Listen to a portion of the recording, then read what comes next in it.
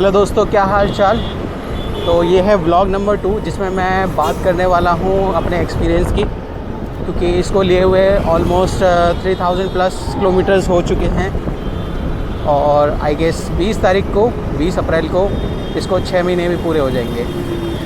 तो बने रहिए वीडियो में, मैं आपसे बात करता हूँ मेरे एक्सपीरियंस को लेकर के, क्या इसको लेना चाहिए, वर्थ है कि नहीं, कितना मेरा डेली रन है एंड ऑल दैट। राइट, सो सबसे पहले तो मैं बात करना चाहूँगा इसकी बिल्ड क्वालिटी की। तो बहुत सारे कमेंट्स आए थे कि इसकी बॉडी जो है वो पूरी प्लास्टिक की है और बहुत ही कमज़ोर है, जॉइंट्स जो हैं वो खुलने लगते हैं। बट मेरे को जो स्कूटी मिली है वो मेरे हिसाब से इस प्राइस रेंज में सबसे बेस्ट है, क्योंकि 1.5 लाख रुपीज़ में अगर आपको रेंज मिलती है 180 किलोमीटर्स की तो वो वर्थ है।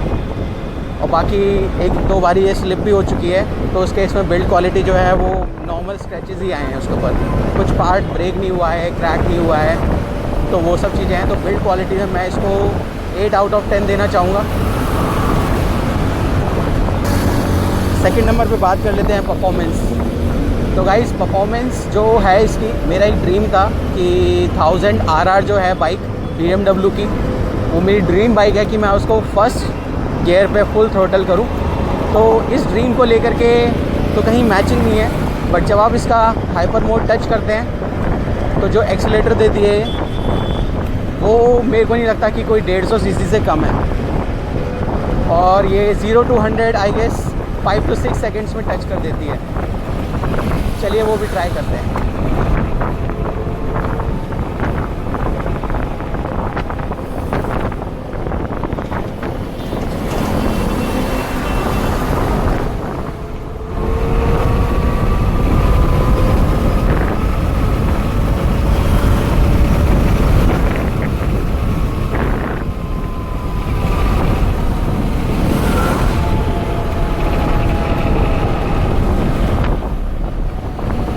सो गाइज़, नो डाउट कि ये एक बहुत ही फास्ट मशीन है, बट अगर आप इसे भगाते हैं तो उस केस में वही है कि आपकी जो किलोमीटर की रेंज है वो बहुत कम हो जाएगी। बट अगर आपका डेली का रन जो है वो 20 किलोमीटर्स है तो आप फॉर श्योर हाइपर मोड पे जा सकते हैं और ये जो अभी KTM वाले भाई साहब निकले हैं उनको पछाड़ सकते हैं। सो परफॉर्मेंस के मामले में कोई इसका मैच नहीं है आई गेस। इसका कॉम्पिटिट चलिए थर्ड थिंग की बात कर लेते हैं, जो कि है इसका सॉफ्टवेयर। सो इस स्कूटी में या तो परफॉर्मेंस है या सॉफ्टवेयर है, और मैं इसको मार्क्स देना चाहूँगा, रेटिंग देना चाहूँगा। जो इसका सॉफ्टवेयर है वो है 5 आउट ऑफ 10। इसको हालांकि ज़्यादा टाइम नहीं हुआ है मार्केट में, बट जो इसके सॉफ्टवेयर ग्लिचेस हैं वो बहुत ही ज़्यादा हैं। कभी स्क्रीन लॉक हो जाएगी, कभी अनलॉक नहीं होगी, तो कभी कुछ तो कभी कुछ। तो अगर आप टेक्नोलॉजी लवर हैं तो उस केस में आपको ये कभी कभार गुस्सा भी दिला सकती है, या तो आप इरिटेट हो जाएंगे। और बहुत सी चीज़ें ऐसी हैं जिसके लिए आपको बार बारी सर्विस सेंटर तक जाना पड़ सकता है। तो उस केस में तो थोड़ा आपको वाइज डिसीजन लेना पड़ेगा कि अगर आप थोड़ा और वेट करें, थोड़ा और स्टेबल हो सॉफ्टवेयर, उसके बाद आप जाएं। तो ये सब चीज़ें हैं। चलिए इसके बाद मैं अपना एक्सपीरियंस बताता हूँ, जो मेरा डेली रन है, डिपेंडेंट हो सकते हैं इस पर। तो अगर आपका डेली रन जो है वो 50 to 60 किलोमीटर्स है, इवन 80 किलोमीटर्स भी है, और मान लीजिए 2 बंदे हैं, तो उस केस में आप इस पर ट्रस्ट कर सकते हैं। बट इमीडिएटली आपको इसको चार्जिंग पे लगानी पड़ेगी। अगर एक दिन आप लॉन्ग रन लेकर के आए हैं और आपने सोचा है कि मैं इसको सुबह चार्जिंग पे लगा दूँगा, तो उस केस में थोड़ा इशू है, क्योंकि ये चार्ज होने में 6 to 7 आवर्स तक लेती है। और अगर आपके पास अच्छा पार्किंग स्पेस है जहाँ पे आप इसे पार्क करके आराम से चार्ज कर सकते हैं, तो उस केस में आप डिपेंडेंट हो सकते हैं। बट अगर आप किसी फ्लैट में रहते हैं, मान लीजिए 3rd 4th फ्लोर पे, जहाँ पे आप इसको लेके नहीं जा सकते क्योंकि इसकी रिमूवेबल बैटरी नहीं है, तो उस केस में आपको थोड़ी इश्यूज़ हो सकते हैं। इसके बाद कुछ मैं बात करना चाहूँगा इसके कुछ और फीचर्स की, जो मुझे बहुत ही ज़्यादा अच्छे लगते हैं। पहला तो है इसका म्यूज़िक। जो इसका म्यूज़िक है बहुत ज़्यादा लाउड है, बहुत ज़्यादा नहीं, मतलब इतना है कि आप अगर 100 की स्पीड पे भी चल रहे हैं तो भी आपको वो सुनाई दे जाएगा। और फॉर श्योर आपके मनपसंद गानों से जो पब्लिक में रिएक्शन मिलता है, या तो वो छपरी समझते हैं या तो कुछ और कह लो, बट अगर आपका मूड ठीक नहीं है, अगर आपका बैड डे है वर्क पे, तो आप इसको अपना माइंड को डाइवर्ट कर सकते हो। और फॉर श्योर मैं एक वीडियो ज़रूर लेके आऊँगा जहाँ पे पब्लिक का रिएक्शन होगा, क्योंकि कुछ सॉन्ग्स ऐसे होते हैं जो बहुत ही ज़्यादा ट्रेंडिंग में होते हैं, या तो फिर जो बहुत ही ज़्यादा वायरल होते हैं, जो लोगों का अट्रैक्शन लेते हैं, तो वो सब चीज़ें। तो इसका जो बूट स्पेस है वो 36 लीटर्स का ये कंपनी जो है क्लेम करती है। हालांकि मैंने इस पर बहुत बारी राशन लेके आ चुका हूँ, या तो फिर बहुत सारी चीज़ें पैक करके मैं कभी कभार शूट भी करता हूँ। तो मेरा camera, tripod, full size tripod हो गया, चार्जर हो गया, कवर हो गया, 2 हेलमेट हो गए, तो ये सब चीज़ें बड़े आराम से तो नहीं, बट अगर आप मैनेज करेंगे तो सारी चीज़ें आ जाती हैं। यहाँ तक मैं बात करूँ ग्राउंड क्लियरेंस की, तो उतना अच्छा नहीं है, बट इतना है कि अगर आपके नॉर्मल स्पीड ब्रेकर्स पे अगर आप सिंगल हैं तो उस केस में टच नहीं करेगा, अगर 2 बंदे हैं तो उस केस में टच हो जाएगा। तो इसका ग्राउंड क्लियरेंस जो है आई गेस 7 to 8 इंचज़ होगा, उससे ज़्यादा नहीं है। और परफॉर्मेंस हो, अगर आप 100 किलोमीटर भी चलाएंगे ना इसे तो भी कोई दिक्कत नहीं आने वाली है, क्योंकि इसकी सीट जो है बहुत ही ज़्यादा कंफर्टेबल है। इसका पॉस्चर जो है वो भी एकदम 90 डिग्री इसका होता है, आप लीन नहीं होते हैं जो कि आपकी कमर बेंट होगी, तो उस केस में बहुत ही ज़्यादा स्मूथ राइड मिलती है आपको। चलो मैं बात कर लेता हूँ इसकी ब्रेकिंग की।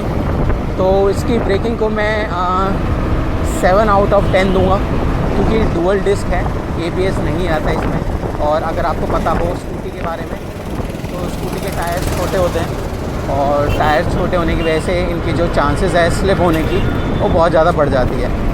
बट अगर मैं बात करूँ इसके टायर्स की, स्पेशली ओला की, तो जो इसके टायर्स हैं वो बहुत ही ज़्यादा चौड़े हैं। आप कंपेयर कर सकते हैं एवेंजर्स से, आई गेस 102 इंच ही छोटे होंगे, वरना इसके जो टायर्स हैं बहुत ही ज़्यादा अच्छे हैं, जो कि ब्रेकिंग, कॉर्निंग पे आपको एक ट्रस्ट देते हैं कि जाओ वार्निंग करो, स्कूटी स्टेबल होगी। तो ऐसा मुझे कभी ब्रेकिंग में कोई इशू नहीं आया। कुछ चीज़ें हैं जो बहुत ज़्यादा मिसिंग लगती हैं मुझे। पहली बात अगर मैं करूँ तो ABS फॉर श्योर, अगर ये पॉसिबल होता तो सोने पे सुहागा होता। दूसरी बात अगर मैं बात करूँ चार्जिंग की, अगर इसकी चार्जिंग 6 घंटे से हट के 2 घंटे में भी हो जाएगी ना, तो भी इसके जो कंज्यूमर्स हैं वो बहुत ज़्यादा बढ़ जाएंगे। बाकी अगर मैं बात करूँ ट्रैफिक में इसे निकालने की, कहीं से बहुत ही कंजेस्टेड एरिया है, और श्योर कोई इशू नहीं होने वाला है।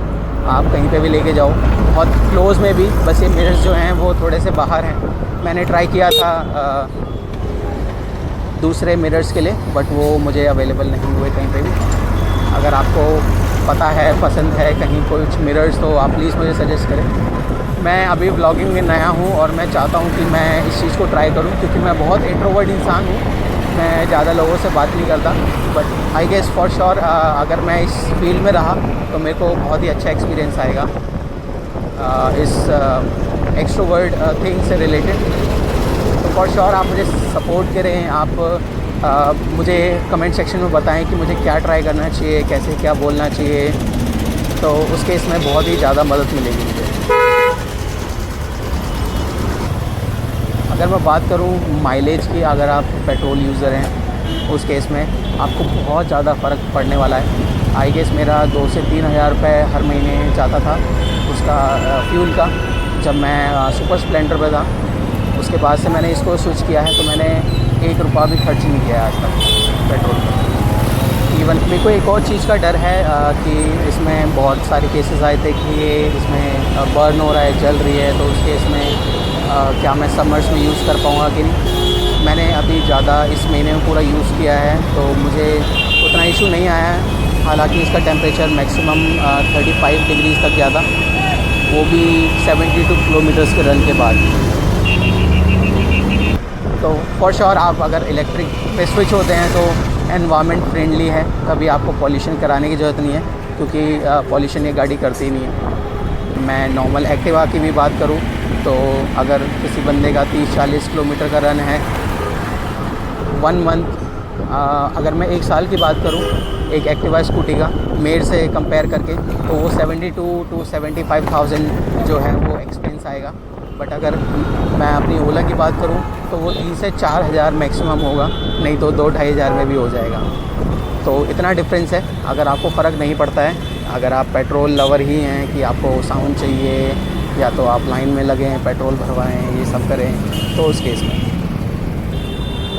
तो ये जो डिस्कशन है इसका कोई टॉपिक या कंक्लूजन नहीं है। तो अगर आप, ये आपके ऊपर डिपेंड है, अगर आप चीज़ों को एक्सेप्ट कर सकते हैं, थोड़े से ग्लिचेस हैं उसको एक्सेप्ट कर सकते हैं, तो उस केस में बिल्कुल आप ले सकते हैं। वरना इस प्राइस रेंज में आपकी 2 एक्टिवा ऑलमोस्ट आ ही जाएंगी। तो इन फ्यूचर अगर कुछ और मुझे इससे जुड़ी हुई इन्फॉर्मेशन मिलती है तो फॉर श्योर मैं आपके साथ शेयर ज़रूर करूँगा। और तब तक के लिए मैं आपसे रिक्वेस्ट करूँगा कि आप ज़्यादा से ज़्यादा सपोर्ट करें। अगर आप मुझे सपोर्ट करते हैं, आप अगर चैनल को सब्सक्राइब करते हैं, तो उस केस में आप चैनल का नाम ज़रूर लिखिए कमेंट बॉक्स में, मैं फॉलो बैक करूँगा। इवन मैं अपने घर के जितने अकाउंट्स हैं वहाँ से भी फॉलो बैक करूँगा। तो बस ऐसे ही एक दूसरे को सपोर्ट करके हम इस YouTube कम्युनिटी में, इंडियन YouTube कम्युनिटी में अपनी जगह बना सकते हैं। सो thank you so much for watching this blog guys. आज के ब्लॉग में इतना ही। मैं बस ऑलमोस्ट अपने वर्क प्लेस पर पहुंचने वाला हूं। फिर नेक्स्ट ब्लॉग में मिलते हैं आई गेस 1 वीक बाद। So thank you so much for watching. Please do subscribe, please help the new YouTuber. Let's meet might be next week. Thank you so much, bye bye, take care.